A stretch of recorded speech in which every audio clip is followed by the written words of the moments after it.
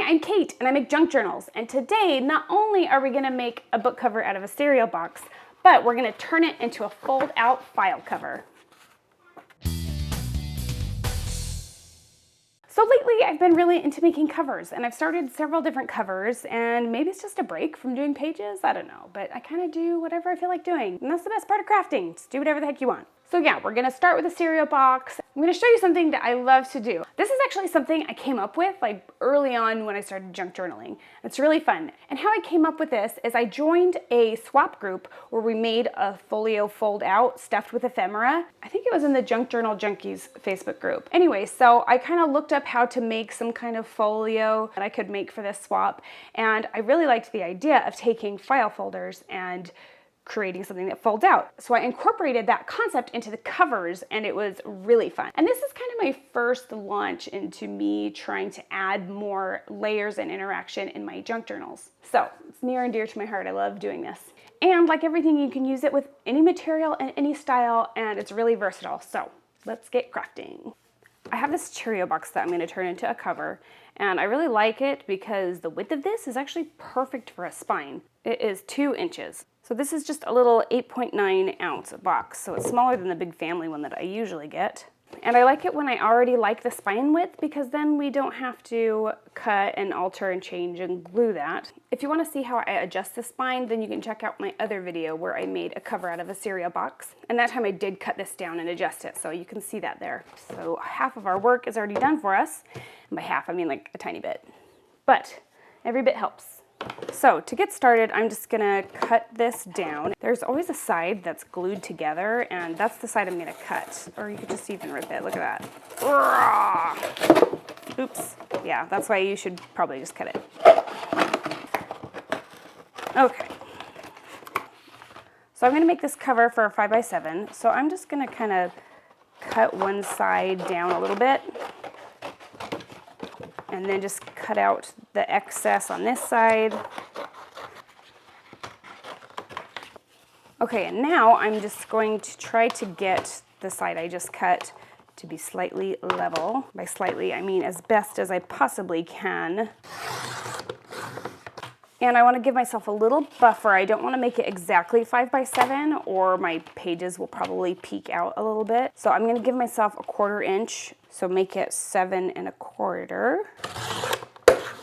And then I'm just going to take each side individually and line up the edge of this to 5 1/4 and 5 1/4.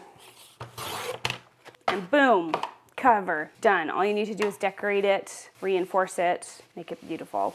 But we're not doing that. We're turning this into a fold-out folio cover, so I need some sort of file. I usually use like manila files. I'm completely out. So instead of using that standard cream file folder, I'm going to use this little green file hanger thing. I don't know what it's called. And really any cardstock paper will work great for this. I do like the look of the file folder, but this is kind of cool too. Okay, and so you're just gonna take the folder, and I am going to want to have one side the entire length, and then the other side I just want from this spine to just come in maybe a little more than halfway there. Okay, so I have that there, and then this folds down, and then I'm just going to use my scoreboard and score this. I want it at least 1/2 inch away from the spine, so somewhere there, and I'm just gonna score that. Oh, you know, before I do that, just to make scoring a lot easier, let's just cut the top down how we want it. So I just want this to match the background, and so it's gonna be 7 1/4. I guess I didn't have to mark it, I already know that. So hopefully that lines up. Looks good to me. Now that will be easier to score since it's shorter. Where's my little dot? Did I cut it off? I think maybe I cut the wrong side off, so now I lost my mark. If not, I can't find it. So let's just mark it again. So just coming here and about 1/2 inch in, let's go here. Make it a little easier to see. Now I can score that. And this looks pretty crooked. So I think there was like a little metal piece or something that I cut off of it. So I'm just gonna trim it so that it's straight because that's bugging me how crooked it looks. Okay, so now we're just gonna take this little thingy thing and we're gonna glue this onto the cover. And it probably would be smart to put something on this back cover first, since we're going to put this on top of it, and then it'll be harder to glue something to make that pretty. So let's go ahead and grab some paper.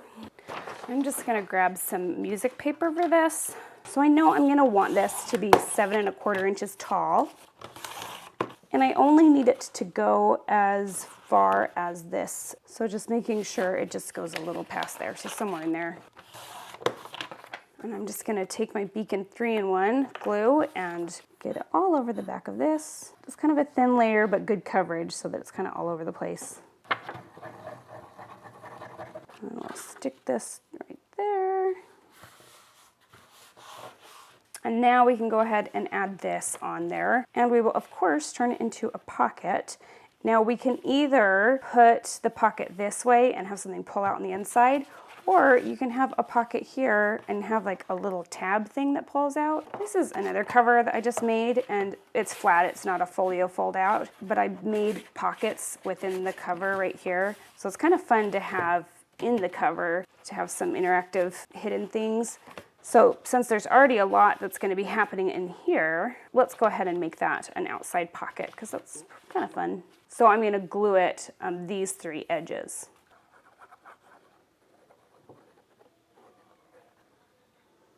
Let's line that up. Kind of see how we're doing. We want it right up to that edge. I'll just kind of press it down.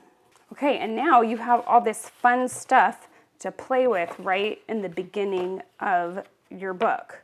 And I have even done both, like one on the front and one on the back side of the cover. Keep in mind that as we come through and decorate all of this and add more layers, it's gonna get a lot thicker. And so you need to keep that in mind. So when you have your pages and you stick them in there to sew them and you're measuring how much space you need, you don't want to just think about your signatures, but if you make one of these, you need to have extra room in the spine as well, so that everything fits really nicely.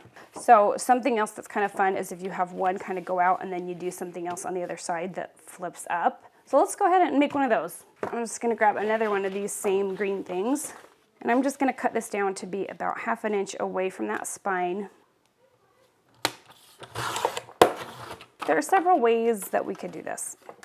And by several, I mean like a million. Really, you could do whatever you want with this general concept of glue it down and have it flip out somehow.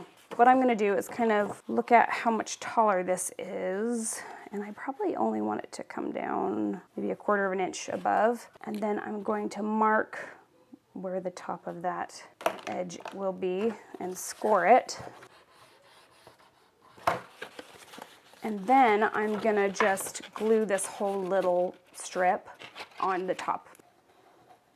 Once that's nice and glued, I can press that along the top, kind of close to the edge, the outside edge, away from that spine. Just press it down, make sure that's nice. And I'm not gonna put it all the way to the edge. I want like a tiny little gap, because as this folds down, I don't want that to butt up right against the edge. I want a little bit of space. And then I'm just gonna cut this off, making this a little bit shorter than that one. Trim that down.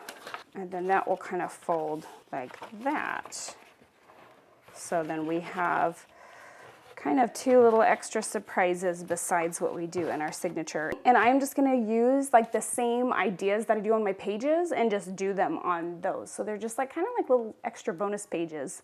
And I totally want to work on the first one with you today, but my little daughter has her first gymnastics concert, so I have to get ready for that, and that's all I have time for today. So next time you come back, I will show you what I'm gonna do with this. But here is just the basic idea, but I think that this is enough of a concept to where you could totally, especially with my other tutorials, really run with it and create something fun with your covers. So this will just be the first part of a little series where we're gonna decorate these and then also finish the cover as well. So thanks for hanging out with me and watching my short little tutorial today, and I'll see you next time.